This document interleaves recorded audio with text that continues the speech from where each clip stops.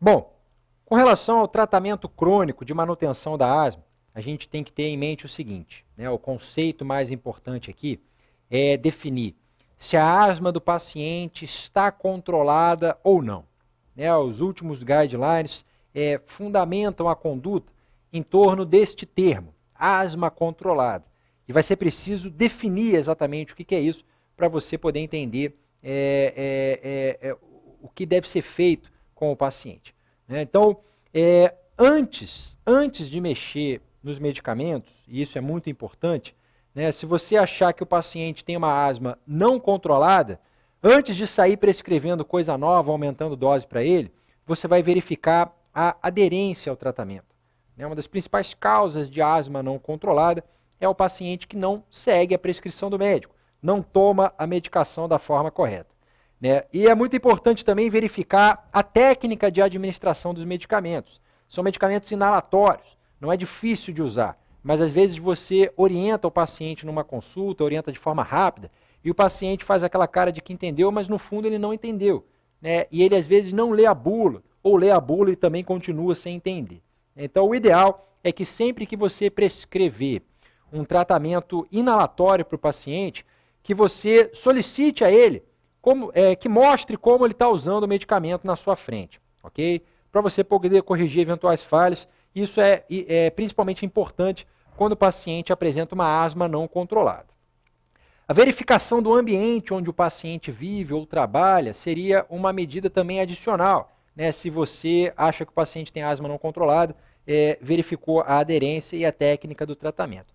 Às vezes o paciente tem uma asma alérgica e está continuamente exposto a um aeroalérgeno no ambiente domiciliar ou no ambiente laborativo. Né? E é importante você identificar isso, porque nesses casos, de nada vai adiantar ficar mexendo na medicação. Né? O paciente continua exposto ao aeroalérgeno, ele vai continuar apresentando sintomas. Okay?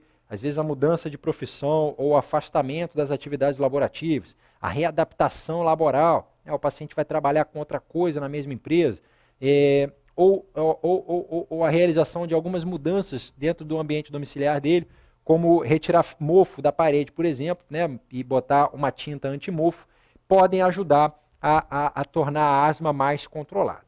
Okay?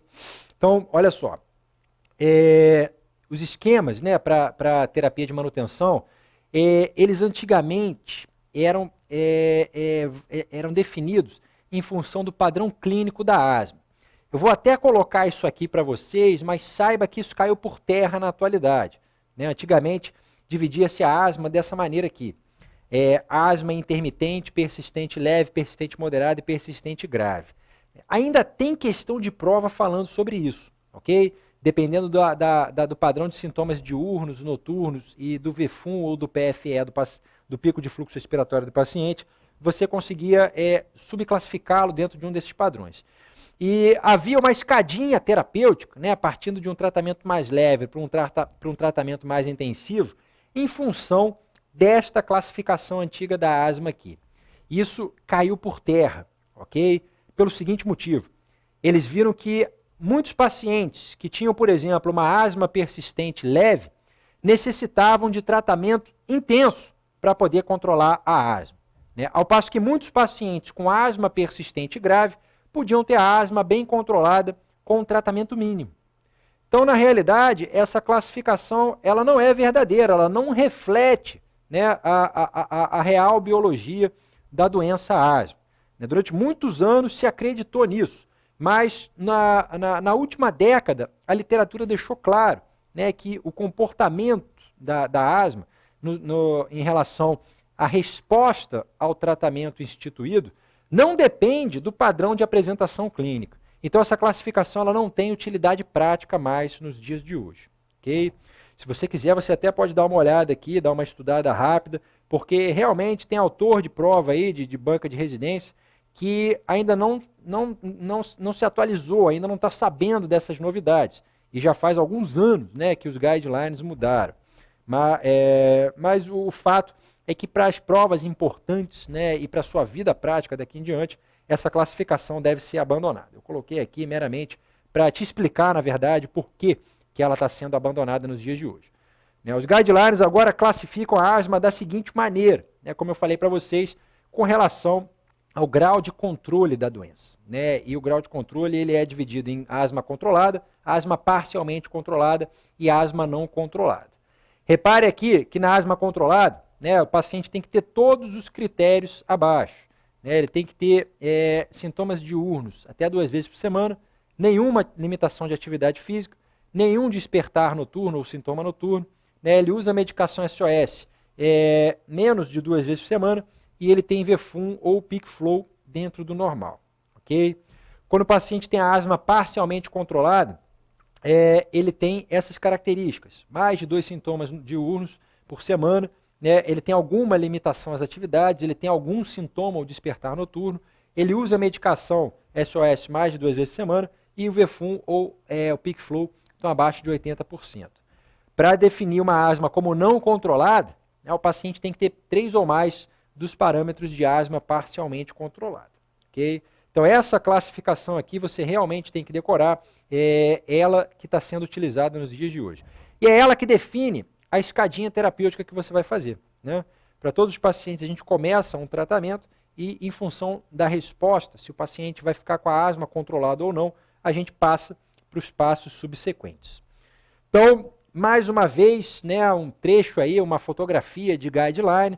São esquemas bem complicados, né? Tabelas com setas, sobe e desce, vai para lá, vai para cá, né? Aí vem, depois muda de novo, tem várias opções terapêuticas. O diabo, né? Uma confusão grande, é difícil de você decorar tudo isso aí. Então, a gente vai novamente resumir aqui para a prova de residência aquilo que você precisa saber a respeito do tratamento de manutenção da asma. Olha só. Em função da classificação do grau de controle, né, a gente vai usar, para lembrar, né, das características de controle, um mnemônico. Né, é o A, B, C, D, E do controle da asma. Né, o A é se o paciente tem atividades limitadas, o B é se ele usou broncodilatador de alívio mais de 2 vezes por semana, o C é se ele acordou de noite, né, o D de diurno, se ele tem sintomas diurnos 2 ou mais de 2 vezes por semana, e o E de espirometria PFE anormal. Né? Então, é o A, B, C, D, E da avaliação do grau de controle da asma. Se o paciente tiver uma asma controlada, ele não vai dizer sim para nenhum desses quesitos. Né? O A, B, C, D, E vai ser tudo não. Se ele tiver uma asma parcialmente controlada, ele vai ter 1 ou 2 sims. Né? E se ele tiver uma asma descontrolada, ele vai ter 3 ou mais sims nesse mnemônico aqui. Então, isso aqui é uma forma prática de você guardar, lembrar como se avalia o grau de controle da asma. Okay?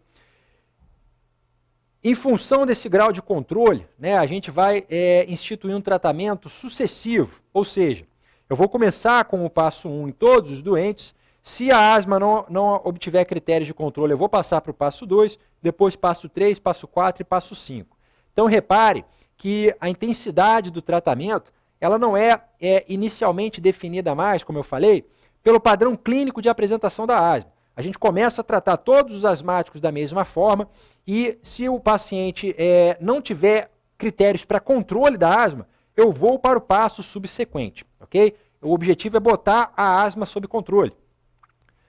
O passo 1 consiste nas medidas ambientais, né, na avaliação da presença de aerolérgenos no ambiente, e de beta-2 agonistas de curta ação para alívio sintomático. Né? Se o paciente continuar tendo sintomas a despeito disso, né, e a gente pode avaliar isso em questão de pouco tempo, vamos passar para os passos subseguintes. Sendo o passo 2, né, a introdução do corticoide inalatório. Todos os passos, além do passo 1, utilizam o corticoide inalatório. O que muda é a dose, né, que vai aumentar progressivamente em função da necessidade de seguir adiante. Então, quanto menos controlada estiver a asma, maior tem que ser a dose do corticoide inalatório. Né? Nos passos 2 e 3, por exemplo, a gente costuma usar apenas uma dose baixa de corticoide, mas nos passos 4 e 5 a gente passa para a média e principalmente no passo 5, uma dose alta de corticoide inalatório. Okay?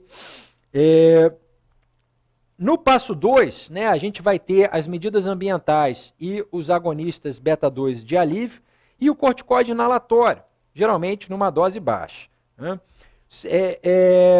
Se for necessário passar, né, seguir adiante nessa escada terapêutica, a gente introduz um beta-2 agonista de longa duração.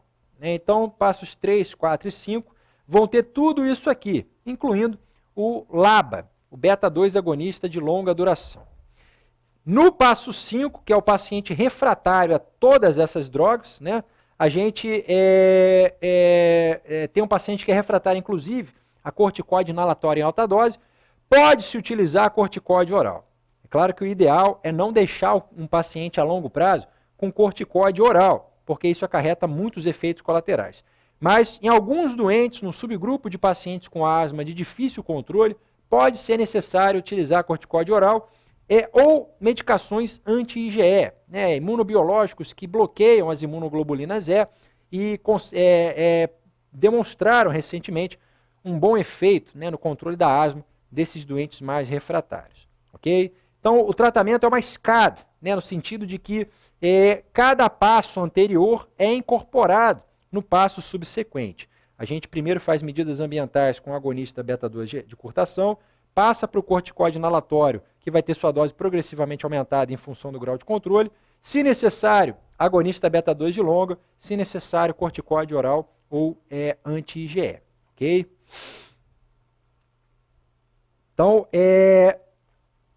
uma vez o paciente atingindo, né, critérios para asma controlada, a gente mantém o tratamento por 3 meses e tenta descalonar essa terapia, né, tenta reduzir a última medicação, a última mudança que foi introduzida, para ver se ele continua mantendo a asma sob controle.